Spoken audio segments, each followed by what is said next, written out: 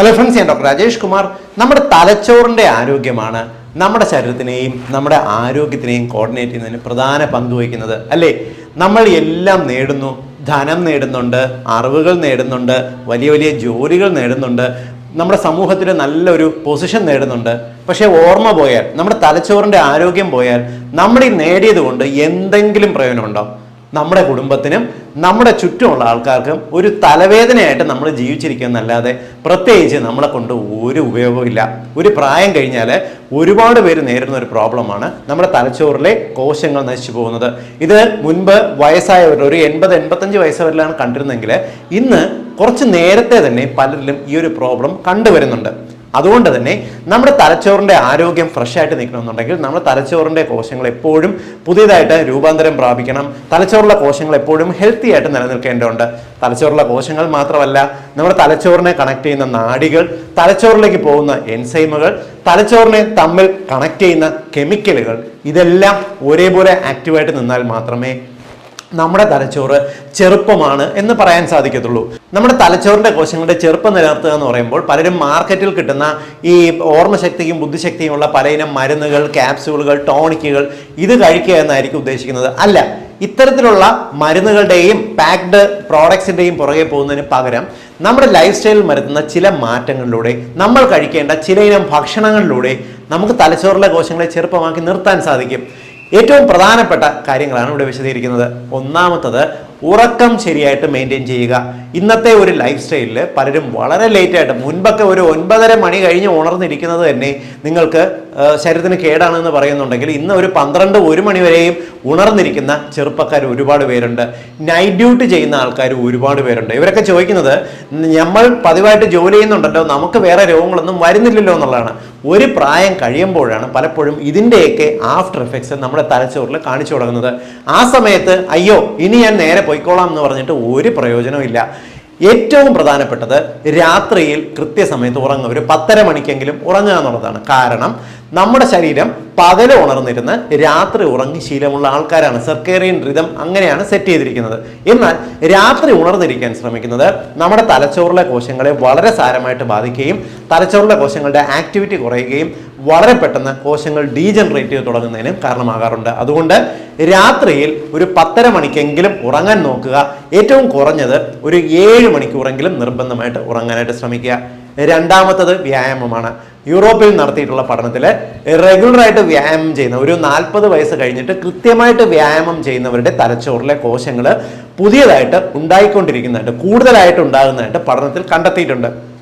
പലപ്പോഴും ഒരു പ്രായം കഴിഞ്ഞു കഴിഞ്ഞാൽ ശരീരം വേദന അല്ലെങ്കിൽ കാൽമുട്ട് പ്രശ്നം എന്ന് കരുതിയിട്ട് വ്യായാമം ചെയ്യാൻ മടിക്കുന്ന ആൾക്കാരാണ് ഭൂരിപക്ഷം പേരും നമ്മുടെ സമൂഹത്തിലുള്ളത്. റെഗുലറായിട്ട് വ്യായാമം, ആഴ്ചയിൽ 4 ദിവസം നിങ്ങൾ ഒരു 45 മിനിറ്റ് എങ്കിലും വ്യായാമം ചെയ്യുന്നുണ്ടെങ്കിൽ, രാവിലെ തന്നെ വേണമെന്നില്ല, പകൽ എപ്പോഴെങ്കിലും സമയം കിട്ടുമ്പോഴോ വൈകുന്നേരമോ വ്യായാമം ചെയ്യുന്നുണ്ടെങ്കിൽ നിങ്ങളുടെ തലച്ചോറിലെ കോശങ്ങൾ പുതിയതായിട്ട് രൂപാന്തരപ്പെടുകയും നിങ്ങളുടെ തലച്ചോറ് എപ്പോഴും ആക്റ്റീവായിട്ട് നിൽക്കുകയും നിങ്ങളുടെ ഓർമ്മശക്തിയും ബുദ്ധിശക്തിയും സ്റ്റഡി ആയിട്ടുണ്ടാകുകയും ചെയ്യും. ഇത് ക്ലിനിക്കലി പ്രൂവ് ചെയ്യപ്പെട്ടിട്ടുള്ള കാര്യമാണ്. അതുകൊണ്ട് നിർബന്ധമായിട്ടും വ്യായാമം ചെയ്യണം. രണ്ടാമത്തത്, മാനസിക പിരിമുറുക്കം കുറയ്ക്കുക എന്നുള്ളതാണ്. അമിതമായിട്ട് ടെൻഷൻ നമ്മുടെ തലച്ചോറിലെ കോശങ്ങളെ നശിപ്പിക്കും. ഇന്ന് ഒരു പ്രായം കഴിഞ്ഞിട്ട് വളരെ പെട്ടെന്ന് നമുക്ക് ഓർമ്മശക്തി കുറയുന്നതിന് കാരണം അമിതമായിട്ട് വരുന്ന ടെൻഷനാണ്. പലപ്പോഴും ചെറുപ്പകാലത്ത് നമ്മൾ പഠിക്കുന്നതിൻ്റെ ടെൻഷൻ, അത് കഴിഞ്ഞിട്ട് ജോലിയുടെ ടെൻഷൻ, അത് കഴിഞ്ഞ് കുടുംബഭാരം ചുമക്കുന്നതിൻ്റെ ടെൻഷൻ, സാമ്പത്തിക പ്രശ്നങ്ങളുടെ ടെൻഷൻ, ഇതെല്ലാം കഴിഞ്ഞ് ഒരു 40-45 വയസ്സിൽ ഒന്ന് സെറ്റിലായി തുടങ്ങുമ്പോഴായിരിക്കും നമ്മുടെ മക്കളും എല്ലാവരും മറ്റു കുടുംബങ്ങളായിട്ട്, അതായത് മറ്റൊരു കുടുംബമായിട്ട് പോകുന്നത്. പലപ്പോഴും 50-55 വയസ്സ് കഴിഞ്ഞവർ ഏറ്റവും കൂടുതൽ നേരിടുന്നത് അവഗണനകളാണ്. പലപ്പോഴും അവർ സമൂഹത്തിൽ വേറെ പ്രത്യേകിച്ച് പ്രൊഡക്ടിവിറ്റി ഇല്ല, പെൻഷനായി സാമ്പത്തികമായിട്ട് കാശുണ്ടാക്കുന്ന ഒരു പ്രായം കഴിയുന്നു. അതുകൊണ്ട് തന്നെ സമൂഹത്തിലും കുടുംബത്തിലും ഞാനൊരു അധികപ്പറ്റാണോ എന്നൊരു തോന്നൽ ഇവർക്ക് അമിതമായിട്ട് ടെൻഷൻ ഉണ്ടാകും. പലപ്പോഴും കുടുംബത്തോടൊപ്പം ചേർന്നിട്ട് നിൽക്കാനുള്ള, ചിരിക്കാനുള്ള ഒരു അവസരങ്ങൾ, സന്തോഷിക്കാനുള്ള അവസരങ്ങളിൽ നിന്ന് മാറി പലപ്പോഴും ഇവർ ഒറ്റപ്പെടാൻ തുടങ്ങുന്നത് ഇത്തരത്തിൽ അമിതമായിട്ടുള്ള മാനസിക പിരിമുറുക്കവും ടെൻഷനും കൊണ്ടാണ്. ഇത്തരത്തിൽ ഒരു പ്രായം കഴിഞ്ഞിട്ടുണ്ടാകുന്ന അമിതമായിട്ടുള്ള സ്ട്രെസ്സും മാനസിക പിരിമുറുക്കവും വളരെ വേഗം തലച്ചോറിലെ കോശങ്ങളെ നശിപ്പിക്കുകയും അവർക്ക് വളരെ പെട്ടെന്ന് അൽഷിമേഴ്സ് പോലെ മറവി രോഗം പോലുള്ള പ്രശ്നങ്ങൾ പിടിപെടുകയും ചെയ്യും. ഇനി നിങ്ങളുടെ തലച്ചോറിലെ കോശങ്ങൾ ആക്റ്റീവായിട്ട് നിൽക്കുന്നതിന് നിങ്ങൾ കഴിക്കേണ്ട വൈറ്റമിൻസ് പറഞ്ഞു തരാം. ഒന്നാമത്തത് ബി കോംപ്ലക്സ് വൈറ്റമിൻസ് ആണ്. ബി കോംപ്ലക്സ് വൈറ്റമിൻസിൽ ഫോളിക് ആസിഡ്, ഫോലേറ്റ്സും വൈറ്റമിൻ B12 നമ്മുടെ തലച്ചോറിലെ കോശങ്ങൾക്ക് ഏറ്റവും പ്രധാനം. ഇതിന്റെ ഗുണം എന്ന് പറയുന്നത് തലച്ചോറിലെ കോശങ്ങൾ ഡാമേജ് ആകുന്നതിനെ, നശിച്ചു പോകുന്നതിനെ ചെറുക്കാൻ ഇത് സഹായിക്കുന്നു. മാത്രമല്ല ഓർമ്മശക്തി അതേപടി നിലനിർത്തുന്നതിനും നിങ്ങൾക്ക് കാര്യങ്ങൾ കോർഡിനേറ്റ് ചെയ്യുന്നതിനും നിങ്ങളുടെ കോഗ്നിറ്റീവ് ഫംഗ്ഷൻ, ഇപ്പം നിങ്ങൾക്ക് ചില കാര്യങ്ങൾ ഓർത്തെടുക്കുന്നതിനും നിങ്ങളുടെ തലച്ചോറ് ഉപയോഗിച്ച് പല കാര്യങ്ങളെയും കോർഡിനേറ്റ് ചെയ്യുന്നതിനും നിങ്ങൾക്ക് ബി കോംപ്ലക്സ് വൈറ്റമിൻസ് ആണ് സഹായിക്കുന്നത്. ഇതിനകത്ത് ഫോലേറ്റ്സ് ഏറ്റവും കൂടുതൽ അടങ്ങിയിട്ടുള്ളത് മൈക്രോ ഗ്രീൻസ് പോലുള്ള ഇലക്കറികൾക്കകത്താണ്. മൈക്രോ ഗ്രീൻസ് എന്ന് പറഞ്ഞാൽ നമ്മുടെ വീട്ടിൽ കിട്ടുന്ന പയറ്, കടല പോലുള്ള ധാന്യങ്ങളില്ലേ, ഇവ നിങ്ങൾ എടുത്തിട്ട് ഒന്ന് മുളപ്പിക്കുക. മുള വന്നാൽ മാത്രം പോരെ, അവയുടെ ചെടിക്ക് ഒരു 1.5 ഇഞ്ച് നീളം വരുന്നവരെ ഇവയെ ഒരു 4-5 ദിവസം വളർത്തുക. എന്നിട്ട് ഇവ നിങ്ങൾ ഫ്രഷ് ആയിട്ട് കറി വെച്ച് കഴിക്കുക. ആഴ്ചയിൽ 2-3 ദിവസം ഇങ്ങനെ കഴിക്കുന്നത് നിങ്ങൾക്ക് ആവശ്യത്തിന്. ഇതിനകത്ത് ഏകദേശം 60 mcg ആണ് ഫോളിക് ആസിഡ് അടങ്ങിയിട്ടുള്ളത്. ഇങ്ങനെ കഴിക്കുന്നത് നിങ്ങളുടെ തലച്ചോറിനെ ഒന്ന് ഫ്രഷ് ആക്കുന്നതിന് സഹായിക്കുന്നു. കാരണം ഇതിനകത്ത് ഫോളിക് ആസിഡ് മാത്രമല്ല, നിങ്ങളുടെ തലച്ചോറിന് വേണ്ട ആന്റി ഓക്സിഡൻസ് സമൃദ്ധിയായിട്ട് അടങ്ങിയിട്ടുണ്ട്. കൂടാതെ നിങ്ങൾക്ക് നട്ട്സ് കഴിക്കാം. കൂടാതെ ബീൻസ് പോലെ നമ്മുടെ നാട്ടിൽ കിട്ടുന്ന ബീൻസ്, പയറ്, പരിപ്പ് പോലുള്ളവ കഴിക്കുക. ഹോൾ ഗ്രെയിൻസ് ഉൾപ്പെടുത്തുക, അതായത് തവിടുള്ള ധാന്യങ്ങൾ കൂടുതലായിട്ട് കഴിക്കുക. ഇവയെല്ലാം നിങ്ങളുടെ തലച്ചോറിന് ആവശ്യത്തിന് ഫോളേറ്റ്സ് കിട്ടാൻ സഹായിക്കും. വൈറ്റമിൻ B12 കിട്ടുന്നതിന് നിങ്ങൾക്ക് ഇറച്ചി, മീന്, മുട്ട, പാല്, കരൾ എന്നിവ നിങ്ങളുടെ ഭക്ഷണത്തിൽ ആഴ്ചയിൽ ഒരു 3 ദിവസവും 4 ദിവസവും ഉൾപ്പെടുത്താനായിട്ട് നോക്കുക. ഇനി അടുത്ത വൈറ്റമിൻ E ആണ്. വൈറ്റമിൻ E എന്ന് പറയുന്നത് ഒരു ഫാറ്റ് സോലുബിൾ വൈറ്റമിൻ ആണ്. ഇത് നിങ്ങളുടെ സ്കിന്നിന് നല്ലതാണെന്ന് അറിയാമല്ലോ. അതിനേക്കാൾ ഇമ്പോർട്ടൻ്റ് ആണ് ഇത് തലച്ചോറിന് നല്ലതാണ്. നിങ്ങളുടെ കോൺസെൻട്രേഷൻ വർദ്ധിപ്പിക്കാൻ ഒരുപാട് സഹായിക്കും. നിങ്ങളുടെ സെൻസറി നെർവ്സിന്റെ ഡാമേജ് ചെറുക്കാനായിട്ട് സഹായിക്കും. അതായത് നിങ്ങളുടെ തലച്ചോറിന് നിങ്ങളുടെ ശരീരത്തിലെ മസിലുകളെ കോർഡിനേറ്റ് ചെയ്യാൻ സഹായിക്കുന്നത് ഈ നാഡികൾ ഉപയോഗിച്ചിട്ടാണ്.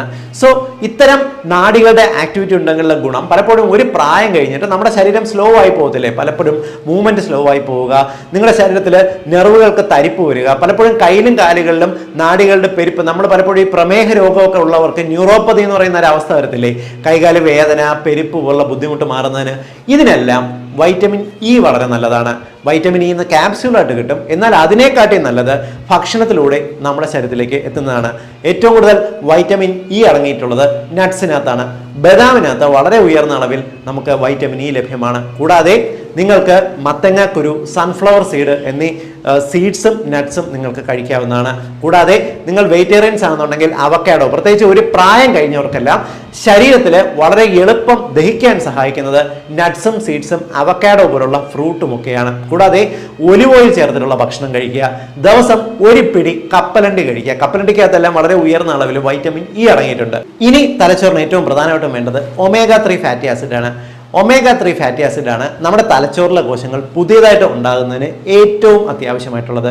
omega-3 ഫാറ്റി ആസിഡ് സമൃദ്ധിയായിട്ട് അടങ്ങിയിട്ടുള്ളത് നിങ്ങൾക്കറിയാം. നമ്മുടെ ബദാമിലുണ്ട്, വാൽനട്ടിലുണ്ട്, ഒലിവ് ഓയിലുണ്ട്, അവക്കാഡോയിൽ അടങ്ങിയിട്ടുണ്ട്. നമ്മുടെ നാട്ടിൽ കിട്ടുന്ന കടൽ മത്സ്യങ്ങൾ, പ്രത്യേകിച്ച് അയല, ചൂര, ചാള, വലിയ വിലയൊന്നുമില്ല. ഇവ സമൃദ്ധിയായിട്ട് നമ്മുടെ നാട്ടിൽ കിട്ടും. ഇവ പതിവായിട്ട് കഴിക്കുക. നിങ്ങൾക്ക് ആവശ്യത്തിന് omega-3 ഫാറ്റി ആസിഡ് കിട്ടും. കൂടാതെ നെയ്യിനകത്തും, നെയ്യ് ഒരു ഫാറ്റ് സോലുബിൾ വൈറ്റമിൻസ് അടങ്ങിയിട്ടുള്ള നല്ലൊരു ഭക്ഷണമാണ്. നെയ്യ് ഡെയിലി 1 സ്പൂൺ കഴിച്ചിരുന്നാലും നിങ്ങൾക്ക് ഈ omega-3 ഫാറ്റി ആസിഡ് കിട്ടാനായിട്ട് സഹായിക്കും. സോ ഇത്തരത്തിലുള്ള ഭക്ഷണങ്ങൾ ഒരു പ്രായം കഴിഞ്ഞിട്ടാണ് നിങ്ങൾ പതിവായിട്ട് ചെറിയൊരളവിലെങ്കിലും ഉൾപ്പെടുത്താനായിട്ട് നോക്കുക. ദിവസം 5 വാൽനട്ട്, ചെറിയ പീസ് 5 വാൽനട്ട് കഴിച്ചു നോക്കുക. ഇനി അടുത്ത പ്രധാന ഒരു എസെൻഷ്യൽ ന്യൂട്രിയൻ്റ് ആണ് കോളൈൻ. കോളൈനെ കുറിച്ച് ഒരുപക്ഷെ നിങ്ങൾ അധികം കേട്ടിട്ടുണ്ടായിരിക്കത്തില്ല. സാച്ചുറേറ്റഡ് ഫാറ്റിനകത്താണ് ഈ കോളൈൻ കൂടുതലായിട്ട് അടങ്ങിയിട്ടുള്ളത്. നമ്മുടെ തലച്ചോറിലെ ന്യൂറോ ട്രാൻസ്മിറ്ററുകൾ ഉണ്ടാകണം എന്നുണ്ടെങ്കിൽ കോളൈനാണ് ഏറ്റവും പ്രധാനമായിട്ടും വേണ്ടത്. അതായത് നമ്മുടെ തലച്ചോറിൽ അങ്ങോട്ടും ഇങ്ങോട്ടും സന്ദേശം ഏറ്റവും പ്രധാനമായിട്ടും പാസ് ചെയ്യുന്നതിന്, നമുക്ക് ചിന്താശേഷി വർദ്ധിക്കുന്നതിന്, വളരെ പെട്ടെന്ന് കാര്യങ്ങൾ തീരുമാനമെടുക്കുന്നതിന് നമുക്ക് ഈ ന്യൂറോ ട്രാൻസ്മിറ്ററുകളാണ് ആവശ്യം. പലപ്പോഴും വിട്ടുമാറാതെ മൈഗ്രെയിനുകൾ പോലുള്ള അസുഖങ്ങൾ വരാറില്ലേ, മൈഗ്രെയിൻ, കൊടിഞ്ഞി പോലുള്ള തലവേദനകൾ, അവിടെയെല്ലാം പ്രധാന പ്രശ്നമായിട്ടും വരുന്നത് ഈ ന്യൂറോ ട്രാൻസ്മിറ്ററുകളിലാണ് പ്രശ്നം വരുന്നത്. ഈ ഒരു പ്രശ്നമെല്ലാം പരിഹരിക്കുന്നതിനും തലച്ചോറിനെ വളരെ പെട്ടെന്ന് ചിന്തിക്കാൻ സഹായിക്കുന്നതിനും നമുക്ക് കോളൈനാണ് പ്രധാനമായിട്ടും കഴിക്കേണ്ടത്. കോളൈൻ ഏറ്റവും കൂടുതൽ അടങ്ങിയിട്ടുള്ളത് നമുക്ക് നെയ്ക്കകത്തുണ്ട്, കരളിനകത്ത്, അതായത് മൃഗങ്ങളുടെ കരളിനകത്ത്, ലിവറിനകത്ത് അടങ്ങിയിട്ടുണ്ട്, മുട്ടയുടെ മഞ്ഞയ്ക്കകത്ത് സമൃദ്ധിയായിട്ട് അടങ്ങിയിട്ടുണ്ട്. കൂടാതെ പാൽ, ഇറച്ചി, അതേപോലെ മുട്ട പോലുള്ള ഭക്ഷണങ്ങൾക്കകത്തും സമൃദ്ധിയായിട്ട് അടങ്ങിയിട്ടുണ്ട്. ഇനി നമ്മുടെ തലച്ചോറിലെ കോശങ്ങൾ ഫ്രഷ് ആയിട്ട് നിൽക്കുന്നതിന് ഒഴിവാക്കേണ്ട ചില ഭക്ഷണങ്ങൾ കൂടിയുണ്ട്. ഏറ്റവും പ്രധാനമായിട്ട് മദ്യമാണ്. മദ്യം പലപ്പോഴും ഒരു പ്രായം കഴിഞ്ഞിട്ട് രാത്രി ഉറങ്ങുന്നതിന് വേണ്ടി 1-1.5 പെഗ് കഴിക്കുന്ന ഒരുപാട് പേരുണ്ട്. ദിവസവും ഇങ്ങനെ മദ്യം കഴിക്കുക അല്ലെങ്കിൽ ആഴ്ചയിൽ 3-4 ദിവസം മദ്യം കഴിക്കുന്നത് നമ്മുടെ തലച്ചോറിലെ കോശങ്ങളെ സ്ലോ ആയിട്ട് നശിപ്പിച്ചുകൊണ്ടേയിരിക്കും. രണ്ടാമത്തത് പഞ്ചസാരയുടെയും മധുര പലഹാരങ്ങളുടെയും അമിതമായിട്ടുള്ള ഉപയോഗമാണ്. പഞ്ചസാര ചേർത്തുള്ള ഭക്ഷണങ്ങൾ ഇല്ലെങ്കിൽ നമ്മുടെ നാട്ടിൽ ബേക്കറികൾ ചേർത്തുള്ള ഭക്ഷണങ്ങൾ ഇവ അമിതമായിട്ട് നമ്മൾ പതിവായിട്ട് കഴിച്ചിരുന്നാലും ഇതും നമ്മുടെ തലച്ചോറിലെ കോശങ്ങൾ നശിപ്പിക്കാൻ കാരണമാകും. പ്രമേഹ രോഗം നിയന്ത്രണത്തിലല്ലാതെ നിന്നാലും രക്തത്തിൽ പഞ്ചസാര ഉയർന്നു നിൽക്കുന്നത് നമ്മൾ ഈ മധുരം അമിതമായി കഴിക്കുന്നതിന് തുല്യം തന്നെയാണ്. അതുകൊണ്ട് പ്രമേഹ രോഗം നിയന്ത്രിച്ചില്ലെങ്കിലും ഇത് നമ്മുടെ തലച്ചോറിലെ കോശങ്ങളെ നശിപ്പിക്കാൻ കാരണമാകും. അടുത്ത് നമ്മൾ പ്രധാനമായും ഒഴിവാക്കേണ്ടത് പ്രോസസ് ചെയ്തിട്ടുള്ള ഭക്ഷണങ്ങളാണ്. പ്രോസസ് ചെയ്തിട്ടുള്ള കാർബോഹൈഡ്രേറ്റ്സ്, അതായത് മൈദ പോലുള്ള ഭക്ഷണങ്ങളുടെ അമിതമായിട്ടുള്ള ഉപയോഗം, നമ്മൾ തവിട് കളഞ്ഞിട്ടുള്ള അരി ഭക്ഷണങ്ങൾ, ഇപ്പോൾ വെള്ളയരി പോലുള്ളവ അമിതമായിട്ട് ഉപയോഗിച്ചാലോ, ഇതെല്ലാം തന്നെ പ്രോസസ് ചെയ്യപ്പെട്ടുള്ള കാർബോഹൈഡ്രേറ്റ്സ് നമ്മുടെ തലച്ചോറിലെ കോശങ്ങളെ നശിപ്പിച്ചു കൊണ്ടേയിരിക്കും. സോ ഇത്തരത്തിലുള്ള ഭക്ഷണങ്ങൾ മാറ്റി തവിടുള്ള അരിയോ ഇല്ലെങ്കിൽ ഗോതമ്പ് അല്ലെങ്കിൽ നമുക്ക് ഇപ്പോൾ കിട്ടുന്ന മില്ലറ്റ്സ് ഇല്ലേ, റാഗി പോലുള്ള ഭക്ഷണങ്ങൾ, ഇവ പതിവായിട്ട് ഭക്ഷണത്തിൽ ഉൾപ്പെടുത്തുക. പകരം പ്രോസസ് ചെയ്തിട്ടുള്ള ഒഴിവാക്കുക. ഇതെല്ലാം നമ്മുടെ തലച്ചോറിന്റെ കോശങ്ങളെ ചെറുപ്പമാക്കി നിലനിർത്താനായിട്ട് സഹായിക്കും. ഈ ഒരു രീതിക്ക് ശ്രദ്ധിക്കാമെന്നുണ്ടെങ്കിൽ എത്ര പ്രായം കഴിഞ്ഞിരുന്നാലും നമ്മുടെ തലച്ചോറിന്റെ ആരോഗ്യം നമുക്ക് പിടിച്ചു നിർത്താനായിട്ട് സാധിക്കും. എല്ലാ സുഹൃത്തുക്കളുടെ അറിവിലേക്കായിട്ടും ഈ ഇൻഫർമേഷൻ നിങ്ങൾ ഷെയർ ചെയ്യുക. കാരണം തലച്ചോറിന്റെ ആരോഗ്യം എത്രത്തോളം പ്രധാനപ്പെട്ടതാണെന്ന് നിങ്ങൾക്കറിയാമെന്ന് ഞാൻ വിശ്വസിക്കുന്നു. വീണ്ടും മറ്റൊരു അവസരത്തിൽ മറ്റൊരു വിഷയവുമായി കണ്ടുമുട്ടാം. ബൈ.